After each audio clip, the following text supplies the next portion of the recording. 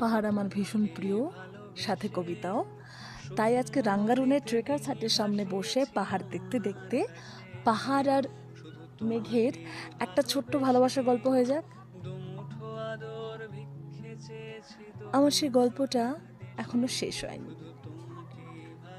পাহাড়টা আগেই বলেছি ভালোবেসেছিল মেঘকে, আর মেঘটা কি করে সেই শুকনো খটখটে পাহাড়টাকে বানিয়ে তুলেছিল ২৬ বছরের ছোকরা, সে তো আগেই শুনেছ। সেদিন ছিল পাহাড়টার জন্মদিন। পাহাড় মেঘকে বললে, আজ তুমি লাল শাড়ি পরে আসবে। মেঘ পাহাড়কে বললে, আজ তোমায় স্নান করিয়ে দেবো চন্দন জলে। ভালোবাসলে নারীরা হয়ে যায় নরম নদী, আর পুরুষেরা জ্বলন্ত